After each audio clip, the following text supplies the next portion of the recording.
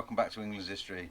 Today we're going to be taking a look at the new Nokta Makro pulse dive 8-inch new coil versus the small coil.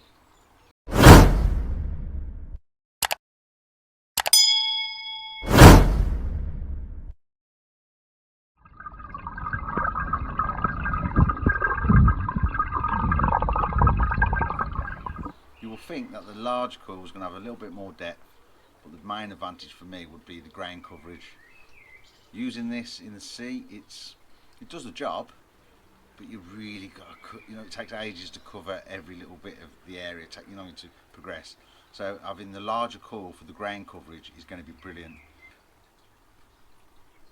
This little coil is going to be good for in and out the nooks and crannies, in the rock pools, stuff like that, getting in the little gaps, brilliant. But when you're on the seabed or wherever you're diving or underwater and you want to cover a bigger area, that is going to beat that. There's nothing saying the small coil doesn't have its advantages also, because that's going to be able to get in all the nooks and crannies. So both of these coils you need to have in your arsenal if you're going to get a pulse dive, because they're going to come in handy. Let's have a look, see what the depth is like between the two, and hopefully this has got a bit of a depth advantage as well as the grain coverage. Right, let's take a look.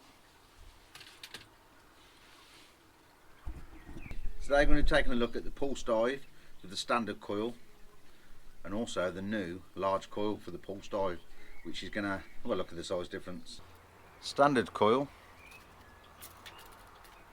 is 140. The large coil is 200. That's for in the small areas, getting in amongst the nooks and crannies. That's for covering distance and getting a little bit extra depth, hopefully. We've got a board down here. It's got inches and centimetres on. I'll do it in inches though. And we just see if there's a depth gain as well as coverage gain.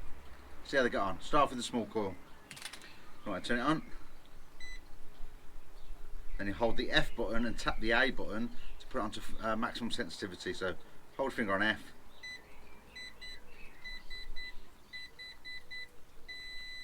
That's now full sensitivity. Put that in the middle of the board. Prop it up with my little bowl. Right, come down here then I'll show you. Okay, so start off with the ring. There's the 10, there's the inches, 10, 9, 8, 7, 6, 5, 4, 3, 2, 1. 6, 5, 4 1/4 inches. Bring it around a little bit.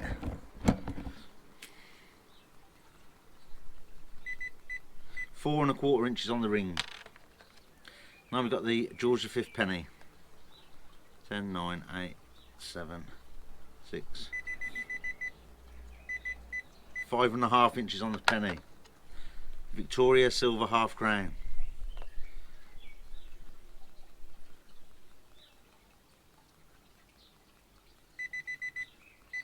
Oh, 4 1/2 inches on the big silver. The big Roman Sestertius. 5.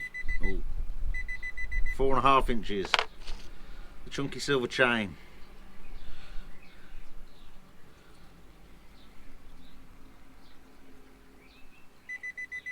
3 1/2 inches. And the big nail facing upright.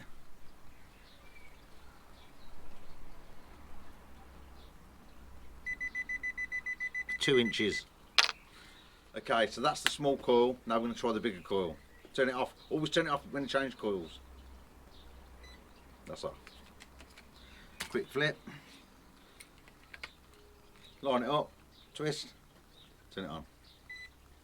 Simple as that. Again, you have to put the sensitivity back up. So hold the F.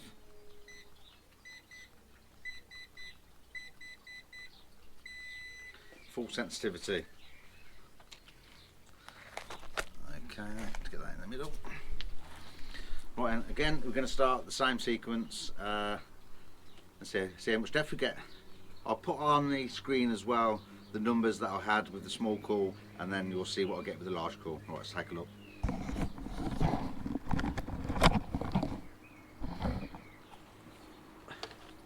Gold ring.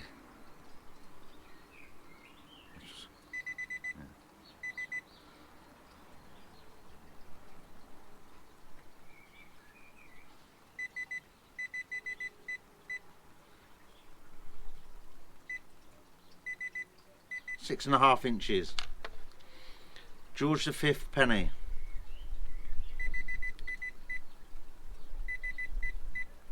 Ooh, 8.25 inches.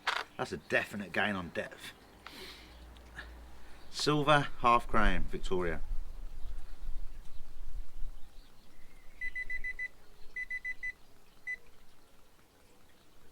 Oh, that's just shy of 7 inches. The Roman Cistercius.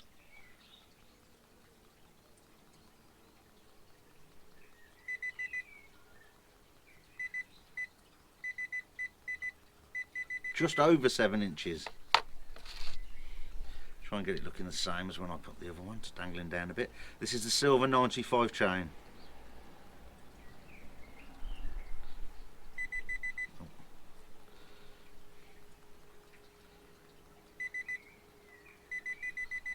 Just under, literally just under 6 inches.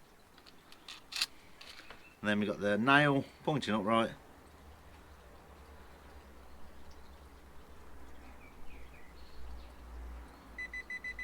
Smack on 3 inches. There you go. You've got the, oh yeah, the Nokta Makro pulse dive comes in yellow or black. You will be able to get this separate, so you can buy the standard pulse dive and then you can get the large coil as an added extra. Not sure what the price is yet. It's just going to be, they're just coming out now, just getting released, but that's going to be brilliant in the sea. Definitely going to be brilliant in the sea. The ground coverage, well, each sweep is the each sweep of that is like 2 of them, so it's twice as fast ground coverage and you get more depth. Brilliant.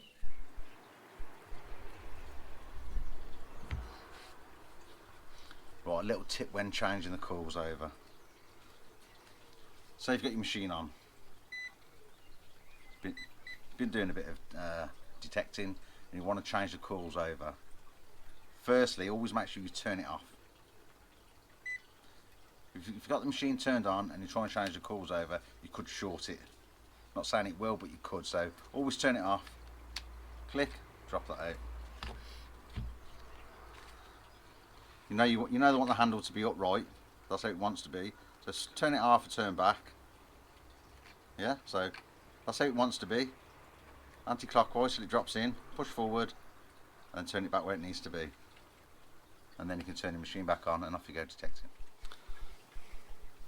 Another tip when you're changing coils over.